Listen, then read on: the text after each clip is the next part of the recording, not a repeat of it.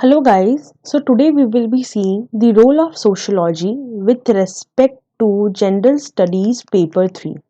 We will see how sociological perspective would have helped you to sail through the entire paper. So again, we are saying you the sociological terms, the thinkers, the jargons, whatever we are using here, it's just for an interlinkage purpose. You don't need to write them in your GS or essay. You will see that how the sociological knowledge is going to add towards your questions, may it be with respect to economic development, the technological aspects, the security and environment. In all these, you could have added innovative dimensions, which would be definitely different from the milieu. So the very first question which we have is about land reforms. In sociology we read about land reforms. So the question is, how did land reforms in some part of the country help to improve the socio-economic conditions of marginal and small farmers? So what were the land reforms? First you will be mentioning, and then about the improvement. Okay. So we know that these three were the major land reforms: the abolition of intermediaries, the tenancy reforms, and the ceilings on land holdings. So we will be looking into the socio-economic backwardness of the small and the marginal farmers, which was due to the various revenue policies like the Zamindar, Ryotwari, Mahalwari, and then how these entire policies led to depeasantization, and the peasants they became landless proletariats. So in this way we could have related to the socio-economic backwardness. Now coming to the land reform agenda. So first of all we would be mentioning about the power elites, the political elites which were ruling at that time. They wanted to elevate the socio-economic deprivations, and as a result they brought the land reforms. Besides that, the main idea of India was that of socialist welfare state, and as a result we wanted proper equitable distribution of lands. Besides that, you can also relate it to various manifest and latent functions which you have read in sociology. So manifest functions are those which are recognized. For example, we would be providing land for the landless, abolition of intermediaries would be there, poverty elevation would be there, redistribution of land would be there. So all these are the manifest, the knowable or the recognized functions. But what were the latent ones? Okay, so ownership of the means of production by the have nots. There will definitely be improvement in the lifestyle and the life chances, upward social and economic mobility. Okay, because erstwhile we knew that the caste groups ruled, okay, and they had political and economic powers, but now there can be certain social and economic mobility once the have nots have the political and the economic power. Okay, you can mention about Rajni Kothari's ascendant castes. You can talk about reduction in income inequality. All of these aspects would have been given a very good dimension to the answer. Besides that, you can mention about the latent dysfunctions. Okay, we read about functions, now we're reading about dysfunctions. Despite all of these, the land reforms, still there were a lot of regional inequalities in land reforms which were not seen in various states like Kerala and West Bengal. Also because of the bureaucratic apathy, the inefficiencies, okay, the law not being able to work in the favor of the downtrodden. So all of these, along with the bureaucrat and the bourgeois nexus, led to the least impact of land reforms in certain areas, and still the land reforms couldn't reach the means for which it was institutionalized. Okay, so this is how you could have related the question more to sociological topics and would have given you much innovative ideas. And so the next question is with regard to climate change. So the question goes that explain the purpose of greed initiative launched at world's leader summit of COP26 UN Climate Change Conference in Glasgow in November 2021. So, when was the idea first floated in International Solar Alliance? So, some of these parts are definitely factual, but then we could see that how these could have definitely helped you in getting more innovative answer. So the main idea of International Solar Alliance was obviously encouraging cooperation on technology, increasing energy access, building capacity, and reducing the financial risk. Okay, so we could see that through ISA, India was trying to find collective solution to the problems of carbon footprint and global warming.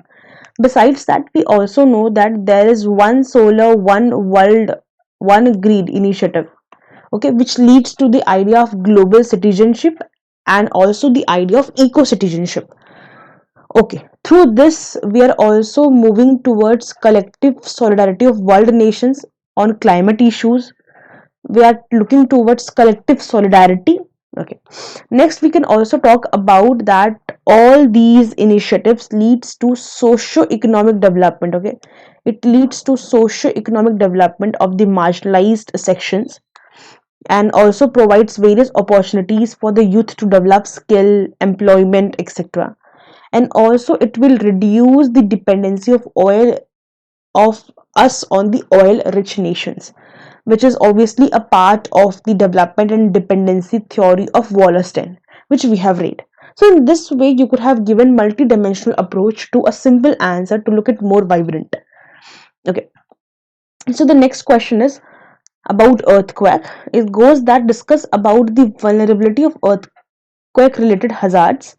Give examples including salient features of the major disasters caused by earthquake in different parts of India, including in the last 3 decades. So it's like about the natural calamities, the earthquake, the features. Okay, so you could have added certain dimensions with respect to women, like how earthquake makes women and marginalized all these sections more vulnerable. Okay, you could have just added this issue that basically it makes gender more vulnerable. Maybe the elderly, the pregnant women, the children are more vulnerable. Okay, the men are more vulnerable to accidents during disaster rescue and relief operations. You could have mentioned about class vulnerability, that marginalized class are always more vulnerable to the consequences of any disaster. Okay, because these marginalized class, they have poor infrastructure, they have lesser resources to reconstruct their lives. Okay, so they have very less resources so that they could come up with new house or whatever they have lost during the disaster. Also there is regional vulnerability. In regional vulnerability, basically there are certain zones which are high seismic zones, for example the northeast, all these zones. Okay, so this is how you could have related the vulnerability of earthquake not just to a single dimension, to a multi-dimensional aspect. Besides that, you could have written about the causes of earthquake having leads to displacement of household and families. Okay, so all these could have been mentioned here. Besides that, you could have also said the role of local bodies who try to work during such kind of disasters and try to mitigate the earthquake. You can also talk about the example of education as a means of social change to induce disaster mitigation. In Japanese schools, they have a regular component. Okay, recently in even the Odisha government has introduced disaster management as a topic in their syllabus. So this is definitely a education for social change. Okay, so next question which we see is with regard to technologies and globalization, okay, and money laundering. So it talks about the how the emerging technologies and globalization it contributes to money laundering and how money laundering could be tackled at both national and international level. So first of all, we should know what money laundering is. So basically money laundering is where there is a certain illicit money or illegal money which enters the system through various ways and they convert into legal source. Okay, so this is what, and they are used a lot of times by the terrorists and for other illegal activities. So because of technology, globalization and other things, this money laundering has increased. You can talk about the latent dysfunctions of money laundering. It leads to various deviant acts. As I already said you, it leads to terrorism, drug trafficking, all of these. Okay, also how is this trafficking done? This is money laundering done, this is done through internet channels, hawala transactions. Okay, humans are most of the time trafficked using child laborers. Okay, drugs, weapons, as I've already said you. So this is what we could have said. Besides that, money is also laundered through various legal sources, okay, directly or indirectly through foreign funds. They're used in elections, etc. So there is a good nexus you could see between money launderers and the corporate and the political elites. This is a very important point and a new point which you could have mentioned. Next we talk about is what are the measures. Okay, so in generally we all will be writing about measures of prevention of money laundering act and all these, but what sociology could add here is the idea of a greater surveillance through technological applications, which is the idea of focal surveillance state. You could also mention about the political reforms, the auditing the accounts of political parties. You can also state here the roles of pressure groups and how they could demand more accountability from the government. You can also talk about the implementation of stringent laws of the international solidarity. You can mention here about the financial action task force and all these things, how internationally we are having some kind of solidarity to tackle money laundering. And also you can talk about the cybernetic hierarchy, that how there is a flow of money in the entire hierarchy through political, legal, social systems. Okay, so this could have given a much broader perspective to your answer, and it would have made it much different from what normally everyone writes. So the next question is, keeping in view the India's internal security, analyze the impact of cross-border cyber attacks. Okay, obviously there has been increase in cyber attacks recently. A lot of cyber attacks has been seen. So how are they threat to the internal security and also the defensive measures, okay, of these attacks? This was asked. Okay, so there is a need for cyber literate society. We should be aware. You see, the cyber attacks takes place because of the unawareness. So there is a need for a cyber literate society. There is a need for a society which has known how to use things digitally, who are aware about the digital uses. So all these things has to be done. Besides that, if we see, there are cross border cyber attacks. Okay, we all know that sometimes the cyber attacks takes place from the alien country. Okay, and what are the impact of such attacks? It's a threat to the nation state sovereignty.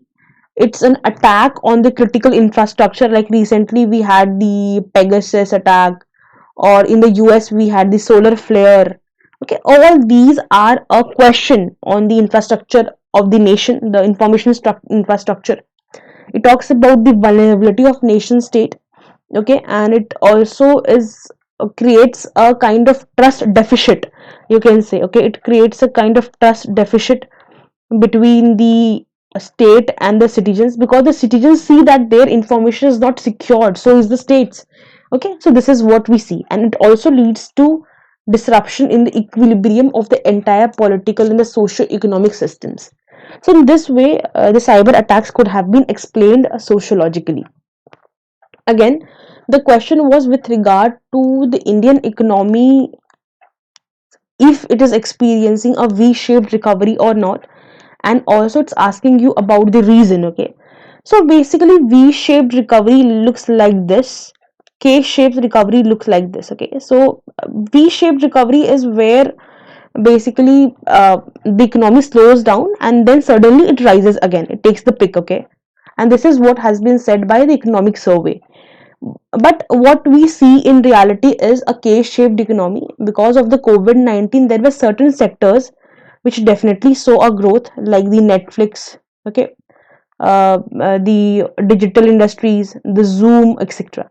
But there were certain industries which show a downfall, like the tourist sector. Okay, you can talk about the tourist sector, or maybe the aeroplanes, the air industries, all these.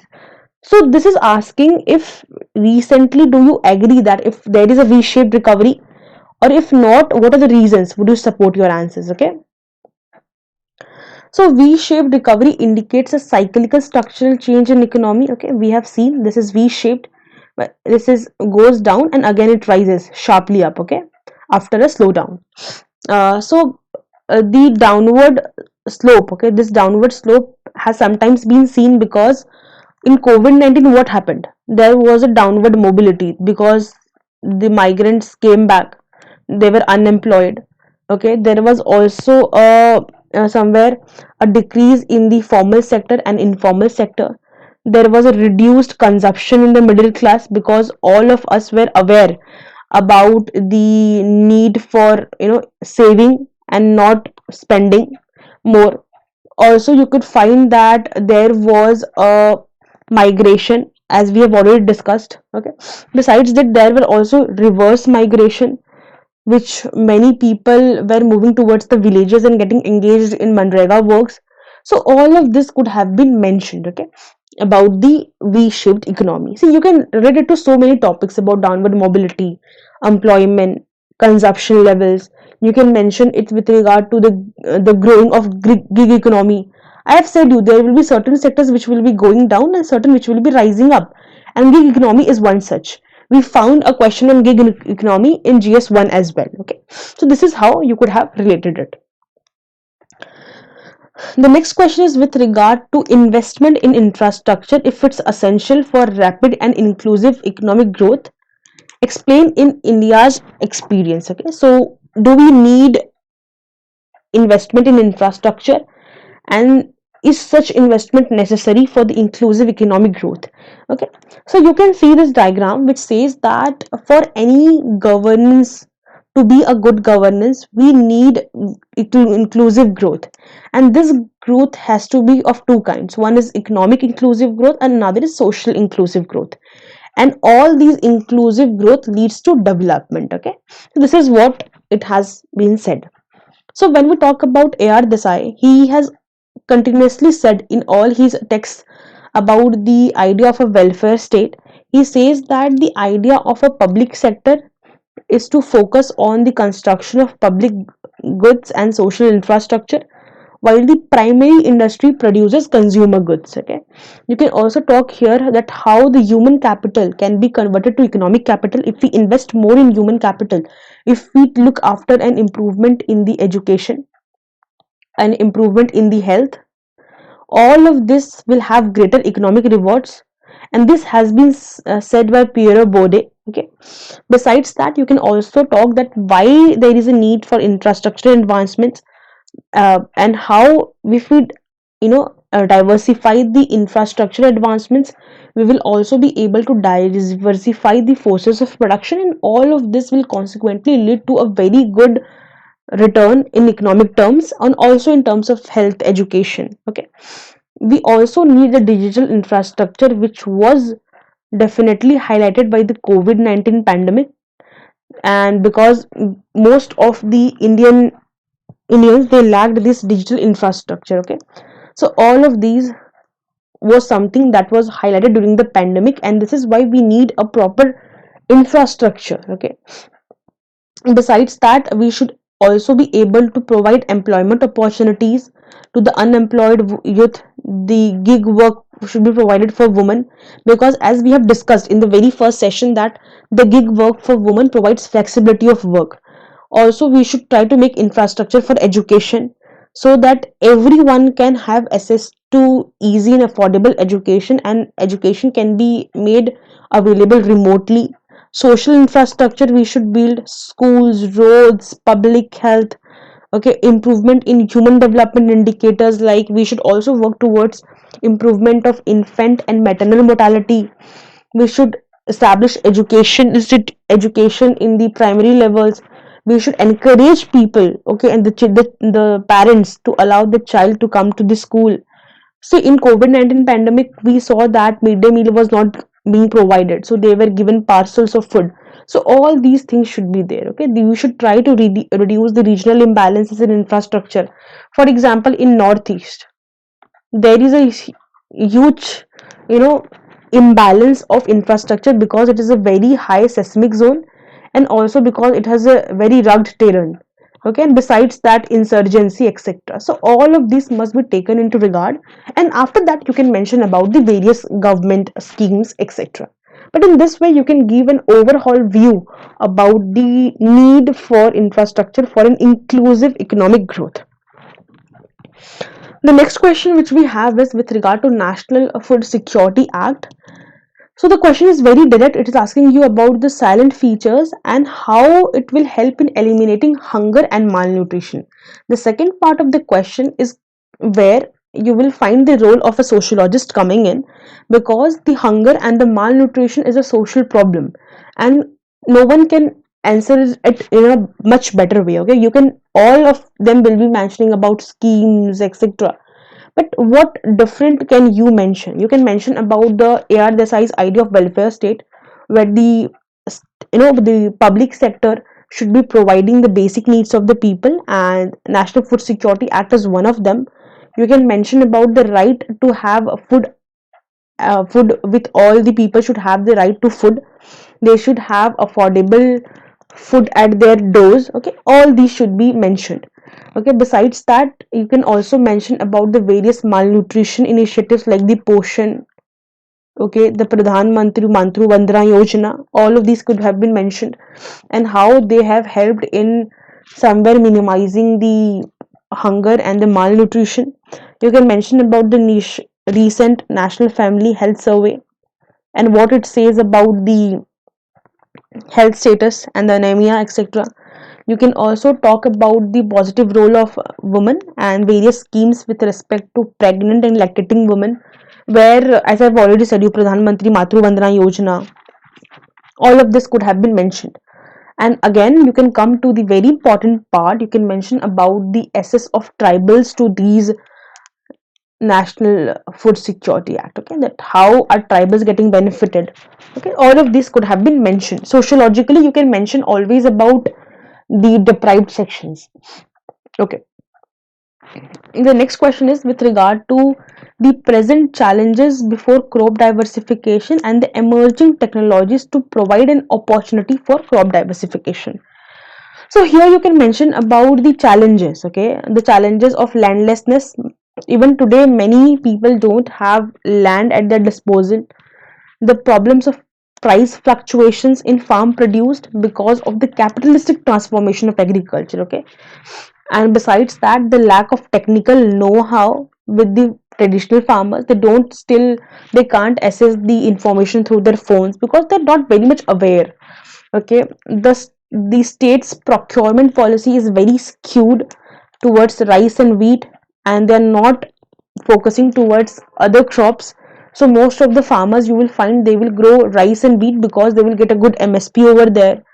Also, you can mention here about the failures in implementation of the Forest Right Act of 2006, and how because of it there is always some sort of problem with regard to crop diversification, and still we find that farmers are growing more rice and wheat, focusing on sugar, but they're not focusing on diversification to other crops.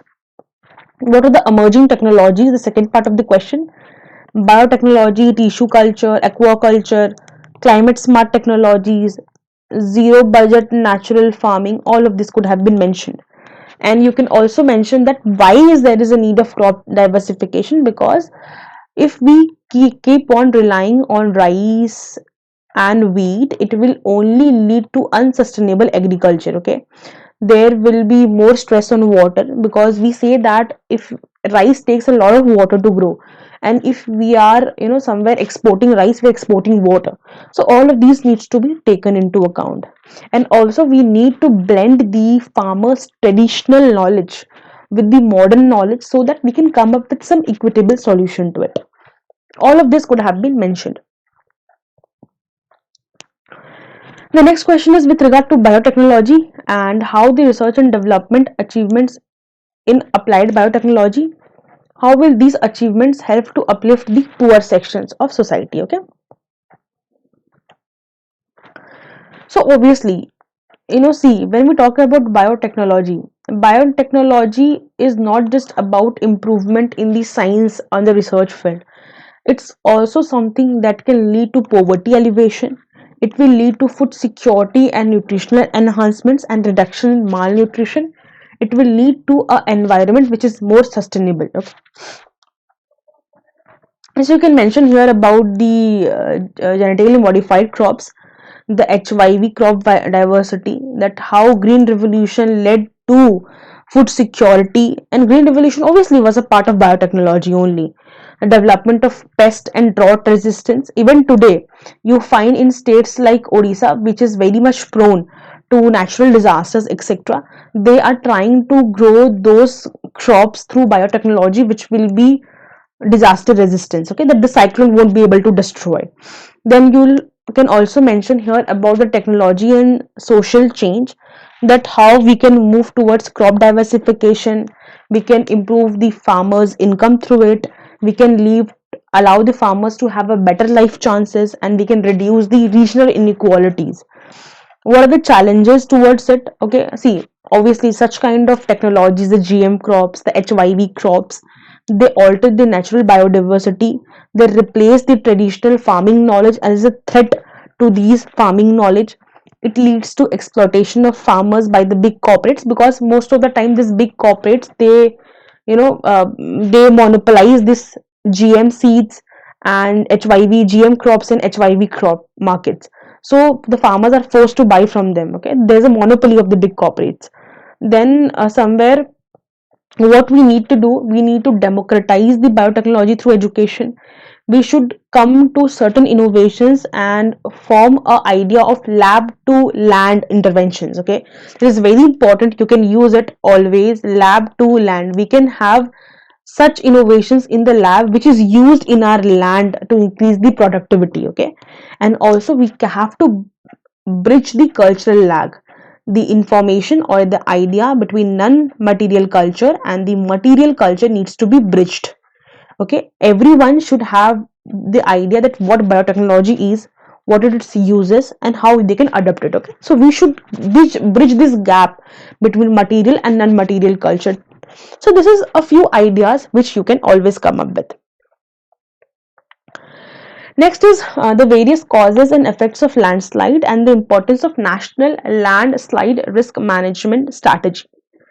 Okay, so when we talk about this, you will see that here we are talking about nature and causes. So when we talk about landslides, landslides are because of certain natural factors and also mostly because of anthropogenic factors like rapid industrialization, tourism fetishism.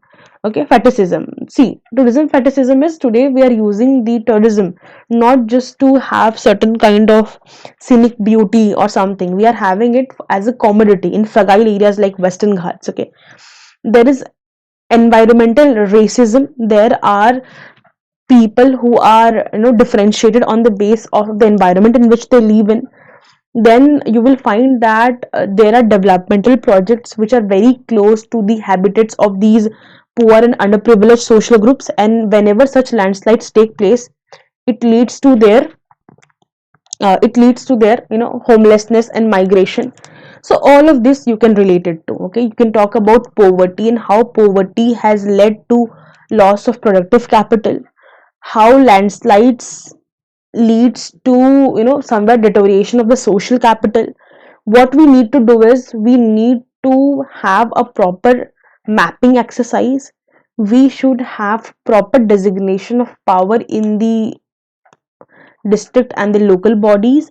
We should also take into account the help of sociologists in disaster management policy. Okay, so this is how you can relate and write something different. Okay, so the next question is, analyze the multi-dimensional challenges posed by the external state and non-state actors. Okay, just be very clear when you are reading the question, the demand of the question, the parts of the question. So it is asking you multi-dimensional challenges, okay, posed by the external state along with that non-state actors to the internal security. It is also asking you the measures which are required. Okay, so you can always talk about what are the external threats and the non-state actor threats. You can talk about ethnic subnationalism, that how it is a threat to the sovereignty of the nation state.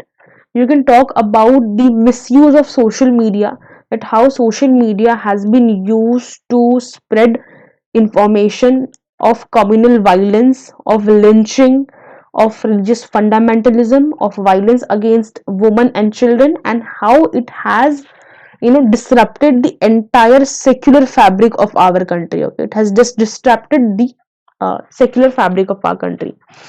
You can mention about the influence of negative reference group through online media, like the youth are watching certain videos and certain things on social media with regard to nationalism, maybe with regard to regionalism, and they are getting influenced. Okay, it is an idea of a negative reference group.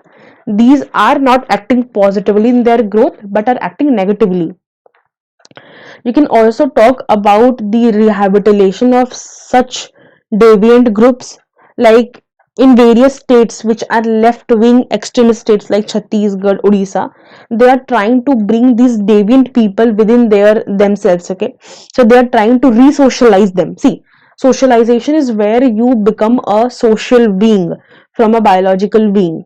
Okay, so in this process there can be disruptions because of which these youth and many people they resort to insert nationalism, terrorism, religious fundamentalism. So through sociology we can re-socialize them, we can try to again mold them into the fabric of the mainstream society and socially try to construct them once again, so that they are a part of the society and they don't disrupt the social peace and progress. Okay, this is what we can do. Okay, so the next question is with regard to the complexity and intensity of terrorism, its linkages and obnoxious nexus, and how we can eradicate the menace of terrorism. Okay, so if we look into terrorism, terrorism has to be prevented at different levels. First of all, at the government level. Okay, then we have various voluntary organizations, regional government, the religious institutions. Okay, all of these who would be working together. Then you will find the elimination of terrorism at the very base level, where you will find the cooperation of police, teachers, youths, okay, community safety officers, urban planners, social workers, community development workers, all working together. And at the end you will find residents, children, workers, parents, young children. Okay, so when you want to prevent terrorism, it's a goal, or it's a responsibility, I would say, of the entire society. So when we talk about terrorism, it's obviously an anomic situation, a situation of, you can say, normlessness, in the words of Emile Durkheim. Okay, and it's because of a lot of structural strains, certain problems which is there in the structure. It's pathological social fact. Okay, social fact is what? Social fact is something that is external to us, still it has a constraining effect on us. Okay, and so similarly, when we look at terrorism, terrorism is external to us, but it has a constraining effect, it has a disrupting effect, and it's pathological in nature. Okay, you can link it to various other deviant acts like human trafficking, smuggling, money laundering, etc. You can talk about the nexus part, that how the military and the political allied, in between them there is a nexus. You can talk about Merton's unanticipated consequences, that how terrorism sometimes occurs because of lone wolf attacks, etc. Okay, you can talk about Harvard Baker labeling theory, which says that most of the time these people they do such terrorist act and such acts of anomic because they are labeled so by the society. There are certain minority communities who are always seen as terrorist, and they tend to internalize this idea because they feel that, okay, the society is telling me that I am a terrorist, then why shouldn't I do it? Okay, so somewhere we should stop this labeling in society, we should stop the stereotyping in society, and we should not make the minorities feel alienated. Okay, so what are the measures that could have been taken? We could look to the socio-economic development of backward region. We can focus on the minority development. We can engage the civil societies to prevent retraced behavior, okay, and alienation of youth. There should be regulation of social media, because here also you can mention that how social media influences and somewhere radicalizes the youth. So there should be filtered content, and we can use sociological research method like content analysis to know that how radicalization is done. We can lead to proper education system. We can talk about education and social change, that there is a need for secular education in schools, because socialization starts from the very basic, from the family, it's the schools. Then there should be mandatory welfare programs, there should be international solidarity to curb such terrorism acts, and obviously the last but not the least, the re-socialization measures of all the radicalized deviant youth, as we discussed in the Naxalism, etc. Similarly, here also we can go for re-socialization.